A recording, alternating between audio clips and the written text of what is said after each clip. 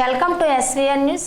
TDP ప్రభుత్వం వస్తే విస్తృతంగా పరిశ్రమలు వస్తాయి, విచ్చలవిడిగా ఉద్యోగాలు వస్తాయని ఆనాడు చంద్రబాబు నాయుడు ప్రచారం చేశారు. తీరా చూస్తే చంద్రబాబు తన హెరిటేజ్ సంస్థకు మాత్రమే కోట్లకు కోట్లు సబ్సిడీ రాయితీలు ఇస్తూ తను బాగుపడుతున్నారు తప్ప ఉద్యోగాల కల్పన జరగడం లేదు. కేవలం 35 ఉద్యోగాలు ఇచ్చే హెరిటేజ్ ప్లాంట్ కోసం 100 కోట్ల రాయితీలు ఇవ్వడం చంద్రబాబు అవినీతికి మరో నిదర్శనమని వైఎస్ఆర్సీపీ అధికార ప్రతినిధి కొండరాజు స్పష్టం చేశారు.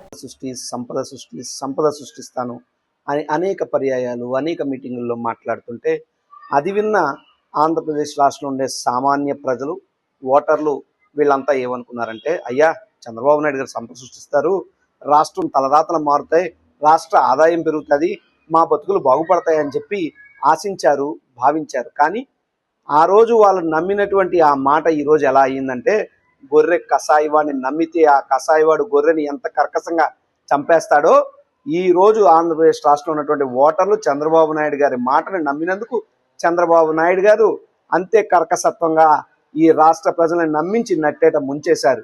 ఎందుకంటే చంద్రబాబు నాయుడు గారు సంపద సృష్టిస్తానన్న మాట చెప్పారు, కానీ ఆ సంపద రాష్ట్రానిక, తన కుటుంబ వ్యాపారాలక, తన అనుయాయులకు ఇచ్చే రాయితీలక, తన అనుచరులకు ఇచ్చే ప్రభుత్వ భూములక, లేదు అనుకుంటే తన కుటుంబ ఆస్తుల్ని పెంపొందించుకోవడమే అసలైనటువంటి సంపద సృష్టి అన్నటువంటి విషయం ఎవరికి చెప్పలేదు. కానీ చంద్రబాబు నాయుడు గారి ఆలోచన సంపద సృష్టి అంటే తనకి సంపద సృష్టి తప్పితే రాష్ట్రానికి కాదు. ఎందుకు ఈ మాట చెప్తున్నా అంటే, ఉదాహరణకి హెరిటేజ్ ఏదైతే చంద్రబాబు నాయుడు గారి కుటుంబ సంస్థ ఉందో ఆ సంస్థ చంద్రగిరి మండలం కాశీపేటలో సుమారు 209 కోట్లతో అప్గ్రేడేషన్ చేస్తే ఆ హెరిటేజ్ యూనిట్కి మెగా ప్రాజెక్ట్ హోదాని ఆంధ్రప్రదేశ్ రాష్ట్ర ప్రభుత్వం కల్పించింది. దాంతో ఏమొస్తుంది అంటే, ఆ యొక్క కంపెనీ ద్వారా ఉపాధి ఎంతమందికో తెలుసా? కేవలం 35 మంది మాత్రమే. కానీ వీళ్ళు ఇచ్చే రాయితీలు 5 ఏళ్ల పాటు 100% ఎస్జిఎస్టి రియంబర్స్మెంట్ అంటే ట్యాక్స్ మినహాయింపు ఇచ్చేశారు ఆయన కుటుంబ సంస్థ అయినటువంటి హెరిటేజ్కి. దానితో పాటు టెక్నాలజీ అప్గ్రేడేషన్ పేరుతో పెట్టే పెట్టుబడిలో 50% రాయితీని ఇచ్చారు. అంటే 200 కోట్లలో 50% అంటే సుమారు 100 కోట్ల రాయితీని హెరిటేజ్ సంస్థకి చంద్రబాబు నాయుడు గారు ఇవ్వడం జరిగింది. దీనితో పాటు కరెంటు, రాష్ట్రం మొత్తం కరెంటు రేట్లు పెంచేస్తారు, సామాన్యులు వెన్ను విరగొడతారు, కానీ తన కుటుంబ సంస్థ అయినటువంటి హెరిటేజ్కి మాత్రం కేవలం రూపాయికి మాత్రం యూనిట్ ఇచ్చారు పరిస్థితులు. అంటే తన హెరిటేజ్ సంస్థకి రాష్ట్ర ఖజానా నుండి సొమ్ముని ఎలా దోచిపెడుతున్నారు, దారాదత్తం చేస్తున్నారని చెప్పడానికి ఇది ఒక ఉదాహరణ. ఇక హెరిటేజ్ వెబ్సైట్లోనే ఇందాపూర్ డైరీతో వారికి ఉన్నటువంటి రిలేషన్ని, బిజినెస్ జర్నీని వారు చెప్పుకోవడం జరిగింది.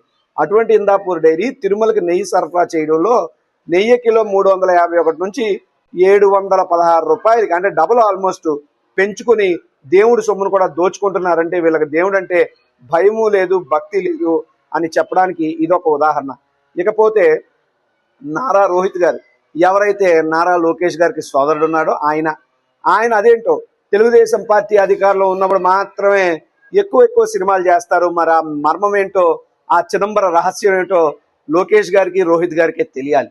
ఇకపోతే నారా లోకేష్ గారికి మరొక సోదరుడు వరుస అయినటువంటి తోడలుడు శ్రీభరత్, ఎవరైతే విశాఖపట్నం ఎంపీగా గీతం విశ్వవిద్యాలయం యొక్క అధినేత ఉన్నాడో ఆయనకి విశాఖపట్నంలో ఉన్నటువంటి భూములను ఎంతో తెలుసా, సుమారు 5,000 కోట్ల రూపాయల విలువైన భూములను గీతం సంస్థకి దారాదత్తం చేస్తున్నారు.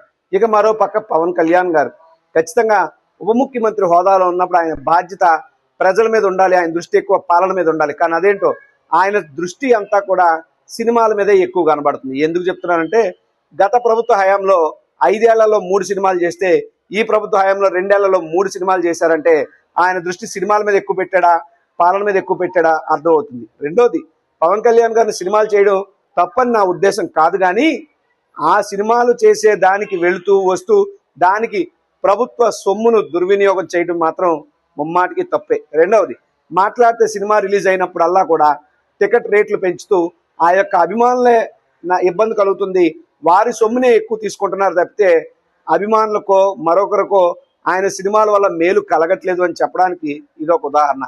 ఈ రకంగా చెప్పుకుంటూ చూస్తే చంద్రబాబు నాయుడు గారి పాలన అంతా కూడా రాష్ట్రాన్ని దోచుకో, కుటుంబానికి పంచుకో అన్న చందంగానే నడుస్తుంది. తన కుటుంబ సభ్యుల వ్యాపారాలకు దారాదత్తం ప్రభుత్వ సొమ్మును చేస్తున్నారు, తన యొక్క అనుయాయులకి ప్రభుత్వ భూములు పనిచేస్తున్నారు, తన కుటుంబ వ్యాపారాలను తారాస్థాయికి తీసుకెళ్తూ నిజమైనటువంటి అసలైనటువంటి సంపద సృష్టి అంటే తన సంపద సృష్టి అని చెప్పి, తన కుటుంబ సంపద సృష్టి పెంచుకోవడం అని చెప్పి మరొకసారి చంద్రబాబు నాయుడు గారు నిరూపించారు.